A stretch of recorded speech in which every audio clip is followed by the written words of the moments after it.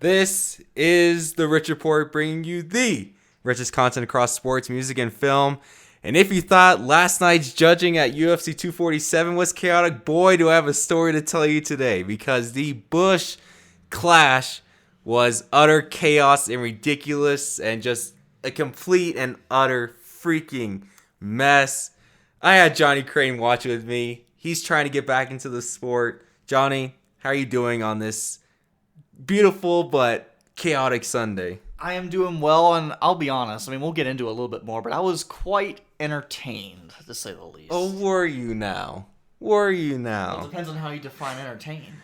All right, we're going to start first with Daytona 500 qualifying because we had a surprise. Ricky Stenhouse Jr., who moves over from Roush Fenway Racing to JTG Daugherty on the pole for the Daytona 500 as long as he does not have an accident or any mechanical issue during the duels on Thursday. He's on the pole. Alex Bowman will join him on the front row. Johnny, I know you're still trying to get used to the roster and all that, but a guy that really is given mid-tier equipment now sits on the pole for the biggest race of the year. What are your thoughts on that? I think it's great for the sport. I mean, when you think of the casual fans, and if you want to get more casual fans into the sport, the casual people know who Kyle Busch is. The casual people know who Denny Hamlin is. But not many people will know who Stenhouse is. And I think for the middle of the pack, mid-major kind of drivers out there that are using, not the best quality equipment in the world compared to others, I think this is a really good opportunity for not only him to spotlight, but for fans to get a spotlight of a rising upcoming star. Yeah, I agree. I did not expect Stenhouse to have the run he did, but how I saw it was that for qualifying trim, they said, you know what, let's just run it completely off. Let's make it as light as possible. Let's make it as fast as possible and try to win this pole, and they did that. And now you see Stenhouse on the pole. Other drivers, the really elite ones, you didn't really see, in the top 10. You saw Hamlin up there. You saw Jimmy Johnson up there as well. Jimmy Johnson's final season. Everybody thought qualifying was going to be rigged today for Jimmy Johnson because it was his final Daytona 500. But now another conspiracy, having Kroger sponsor the Daytona 500 qualifying, you get a Kroger car on the pole. Do you think there's conspiracy with the 500? Because I've heard it for years with qualifying. Oh, it's always rigged for Hendrick Motorsports. The favorite driver always gets the pole. Look, you can see that it's true that the popular driver usually wins the pole, but come on. It's a little far-fetched. When you look at conspiracy, this isn't really just a NASCAR thing. It's an entire sport thing. Everybody tries to make some sort of correlation between the brand, or if a baseball player wins the home run derby at their home stadium, it's rigged because it's that simple. Even if you wanted to rig up a car to where it'll qualify and it'll get the pole, it's just too difficult to do. There's just too many moving parts. No, it's not a rig job. It's just a coincidence. Okay, there's nothing to see here. It's just quit looking into it too much. It's a good story, okay? Stenhouse is a mid-major guy. Don't take away the glory and say that it's a conspiracy. It's naive. Come on. All right, now we got to move to the main topic of the day, the Busch Clash. Oh, my God. Well, first off, congrats to Justin Haley and Brendan Gaughan, two of the open cars, the non-chartered cars, locking their way into the 500 on speed. The other two spots left for the 500 will come down to Daniel Suarez, Reed Sorensen, JJ Yaley, Chad Fincham, and Timmy Hill, I believe. Those are the five left that can get into the 500 for two spots. Those will happen at the duels on Thursday. But man, this Busch Clash, I don't know how to sum it up. It was an utter freaking mess. And you loved it, Johnny. And you loved it. All right, I'll let Johnny talk first because we both have two differing sides of this. Well, when you look at the race, so it was 75 laps. The first 40-ish laps or so, it was practically just waiting in line. And it's like, you see those, you're at a school and you see all the kids walking in a line going to the cafeteria. It was like that for the first 40 laps. Relatively uneventful. But then chaos happened. Now, the crashing, how many crashes were there? 3? 4? There were about 5. 4 or 5? I think from an entertainment standpoint, it was cool. But from a strategic standpoint, it was very, very sloppy. It's a good thing this was not for points because I don't think any of the drivers would have deserved points at all. I think at the end of the race there were 6 cars left and none of them were all of them were damaged, right? Yeah, pretty much every single car was damaged and or totaled. Entertainment from a casual fan perspective, it's great. From a strategic perspective and looking between the lines, it was very, very sloppy. It was very, very rusty for all the drivers, and it was a little bit boneheaded too, especially with the Chase Elliott wreck, in my opinion. But from an entertainment perspective, I can understand why people would like it, but yeah, it's a good thing that this is not for points. Let's just put it like that. Yeah, so the first 45, 50 laps, we're running single file. When cars want to drop down, a la Denny Hamlin wanted to multiple times, nobody would go with him. Everybody wanted to stay in line, stay in the pack. They don't want to lose a draft, and they don't want to fall to the back. The only passing we really saw early on was Martin Truex Jr. had to go back because he had some tape on the grill and was just, the car was going to blow up had he not gotten that debris off the grill. Then we had, I think, one more pass because Brad was having the same issue. But that was about it. The caution came out, and we went back to single file immediately. We all thought, okay, this is an exhibition race. The goal is to win. You're not racing for points. Look, I get you don't want to destroy your car because the cars they use in the Busch Clash are their backups because you don't want to run your primary for the Busch Clash. You want to save that for the 500 and the duels. But at the same time, you're trying to win here. This is for cash only. Now, the Clash in the past used to be a 25, 30 lap dash, no pitting, no coming in to get gas. That was about it. You ran to the end, one shootout to the end, and that was it. And it used to be great. But now, recent years, it's gone longer. And now you actually had, we had a fuel mileage race, and a race that's supposed to be fun. 75 laps is too long for a Clash. I think we need to cut it to at least 40, 45. An entire fuel run. You don't want the cars running out of fuel in a race that's meant to be fun. You don't want to think too much into it. Yes, you still have your spotters go to work. Yes, you're trying to knock off the rust. But at the same time, this should be fun. It should be fun for the drivers, and I don't think many outside of Eric Jones and Denny Hamlin pushing him to the end had a lot of fun today. So we get to the fuel mileage. You know, the field is practically split in half. You have the Chevys and Joey Logano in one pack. Then you have the rest of the Fords and the Toyotas in another. They all pitted separately. Toyotas and Fords came in for fuel while the Chevys didn't. They all thought they can make it on fuel. And then we get our first legit caution, which was Kyle Busch trying to make a pass on Logano. Logano was blocking him in the turn 3, but Denny Hamlin was below Kyle Busch. Kyle Busch didn't have much room, therefore Joey Logano ended up getting into him when he was trying to get back in front of him. They crashed. Logano, Kyle Busch, and Brad Keselowski get taken out in that wreck, and which could reignite their rivalry with each other because we all know Kyle Busch and Brad have a history. Joey Logano and Kyle Busch also have a history, so that might be reignited and something we see for the rest of Speed Weeks and maybe for the rest of the season. Hopefully, we need those heated rivalries on track. And then, you know, we're like, okay, you know, we got everybody together. The Chevys nope, the Chevys don't take, the Chevys did come in and get fuel because that was when that wreck happened. It was like 15 to go-ish. Yeah, 15, that last 20 laps took about 2 hours. Yeah. And then, you know, we thought, okay, we're going to get a fun race now. And then the restart crash. I don't know. I can't explain it. I've never seen something like this since maybe the 02 500 where they wrecked on the restart. But that was like 3 or 4 cars involved in that. Ryan Newman, of all drivers, spins the tires somehow. I forget if it was him being shoved behind from William Byron that made him do it. But both of them spun their tires. Both of them couldn't control their cars. Wreck, take out 3/4 of the field. And in a very small field at that. There was 15 cars left. There were 16 because Joey Logano was still in the race. They all take each other out. That's about 8 cars that went out. Bowman went out. Byron went out. Truex went out. Half of the field that was left practically was out of the race at that point.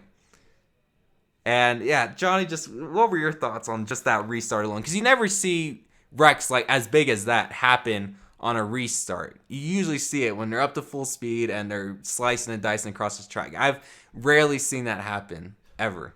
So the two drivers, again, that were spinning the wheels and caused the whole crash, who were they again? They were Byron and Ryan Newman. So on Twitter, I was following a lot of the reporters, and from the reporters interviewing the drivers and the pit crew members and such, they were thinking that there's some sort of liquid or debris on the field that I guess was not picked up in the previous crashes. And that would sort of make sense because it seems as if both drivers went out of control at the same time. That sort of makes sense to me that there could be some debris, because you would think if there wasn't debris, the car in front would go out of control and then the car behind, like right after, would correct and try to not get in the crash that's going to inevitably happen with that going on. So it's really, really bad. It's a lot of rust, I think, too, especially when you're starting like that. You're all tight-knit together. The drivers haven't really done that, since last season. So, I mean, there is some rust involved, a lot of rust, but I mean, I think there could have been some sort of debris on the field, maybe some liquid.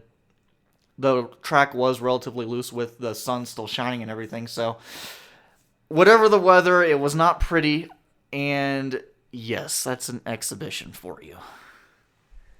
So we're like, okay, it can't get any worse than this, right? Oh no, it can. So on the restart, you have Chase Elliott pushing the absolute crap out of Denny Hamlin. Denny Hamlin got loose twice on the backstretch, and then going into turn 3, he must have cut a tire at some point. I don't know how, really, unless, something with the pushing and the way his tires were, causing friction when he got loose both those times, that immediately cut it down. Never seen a tire get cut down without some sort of contact on the side that the tire came down on. But Denny Hamlin wrecks and takes out pretty much everybody else. It was Hamlin, Harvick, Jimmy Johnson, and a whole bunch of other guys were involved as well. And then I have my hands over my head, just like embarrassed, because, you want to start the season off fun, but you don't want utter chaos. Or you want chaos, but you don't want it in the way that takes out everybody. You only get stuck with 2 cars at the end. Yes, from a casual standpoint, you can see it as fun, but for, the purest racing fans like myself, to, the old heads of NASCAR that complain about everything nowadays, it wasn't very fun to watch. I think this wreck was the one that really stood out to me the most, because I think it was the most boneheaded out of all the wrecks that happened.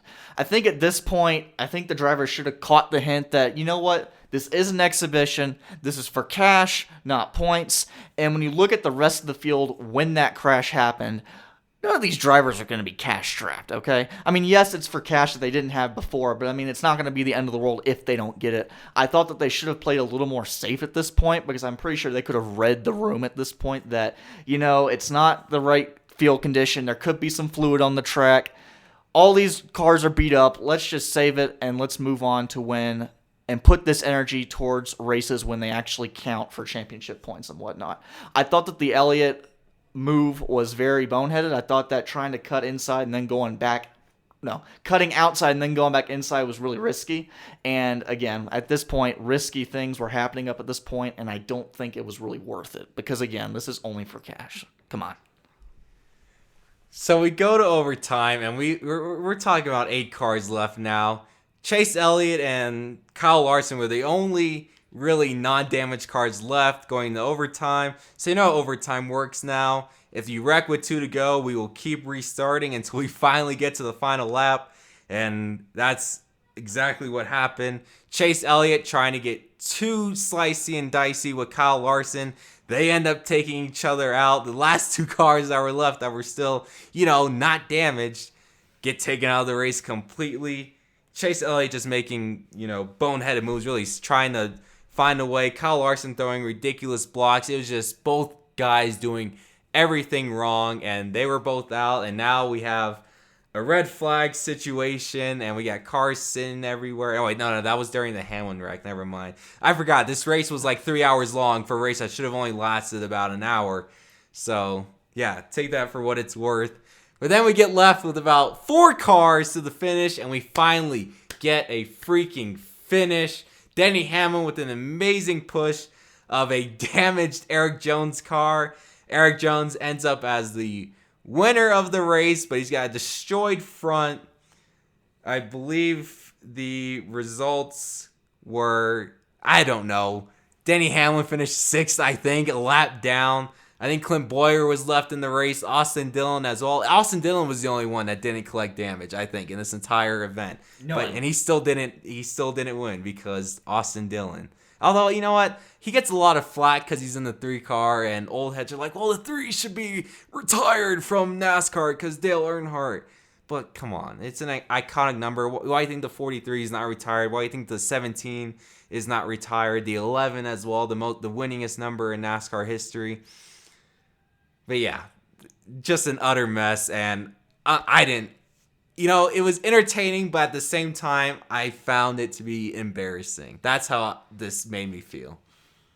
I can understand your viewpoint. We'll see what happens next week when there are double the amount of... Actually, no. Yes, double the amount of cars. Embarrassing, I could definitely see it from a purist perspective, why you would think that way, but let's give it a little bit of time. Let's see how the drivers do next week when it actually counts. Because, again, there were no points involved, and maybe that was the reason why they were being really risky. Oh, let's try some new things out. If it doesn't work, we won't try it when the races count.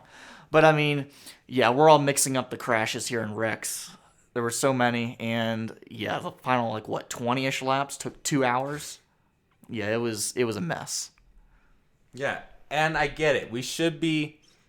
The cars want to get used to the draft. The drivers, because 1, knocks out the rust. 2, gets you better prepared for the duels and Daytona 500. And we're going to see the same thing on Thursday with the duels. The cars are going to be running single file, I think even more so than what we saw today, because we're not trying to wreck the cars, because you're running your primaries in the duels. But to me, yes, we still have drivers trying to race to get in. Cars will be sent home. 3 cars will be sent home this weekend, but it used to be, we were sending home 12, 13. I mean, you used to have, somewhere around 53, 55 cars trying to make the 500 for 43 spots. But now, due to, NASCAR losing money because of attendance and ratings going down, we're stuck with 43 cars running for 40 spots. And to me, it's more risk for the drivers that are actually going to be in the 500 than reward for the drivers trying to get in my opinion. Because you get taken out, you lose your primary, you take out 5-6 cars that now have to go to a backup. Just a lot of money goes down the drain during speed weeks. Look, I love it. I love crashes. Even as a NASCAR fan, they're fun to watch, but at the same time, you have to recognize the human aspect, the financial costs that come with it. There are millions of dollars combined that go out of the drain and out of teams' pockets whenever you see a crash happen. I think we have to keep that in mind. I think that's something that a lot of the casual fans do not keep in mind when that happens. And this is a lot of money for, the most elite drivers, the ones that are part of teams that have the most money. We're not even talking about the crashes and how it financially affects the mid-tier drivers, because this affects them a lot more, and that's practically their only shot at winning races and trying to collect points with that primary car. So moving forward, it hopefully this cleans it up a little bit. Yes, there's a lot of money going down the drain in this race. However, let's see how the drivers react and drive with more experience and with the races actually counting. Yes, I still think we'll have a great Daytona 500 because this package, when it's 40 cars altogether, we haven't had a clash. It was the old one with the low ride height rules, which the cars could barely stabilize at all. But this one works. Cars are more stable. They're fast as hell. But today was not great to knock off the rust. But hopefully the rust is knocked off and we get some great racing on next Sunday for the 500. That will do it here for us. Thank you for listening. Daytona 500 next Sunday. It's practically Christmas for all NASCAR fans. It's Speed Weeks, Duels Thursday, Trucks Friday, Xfinity Saturday, Cups Sunday. We'll have it all covered for you coming up this week. Johnny, thank you for joining me and watching this with us. We will see you guys Thursday, maybe to talk about the duels, but definitely Friday, Saturday, and Sunday. Have previews, recaps for all the races coming up. See you guys then. Have a great rest of your day.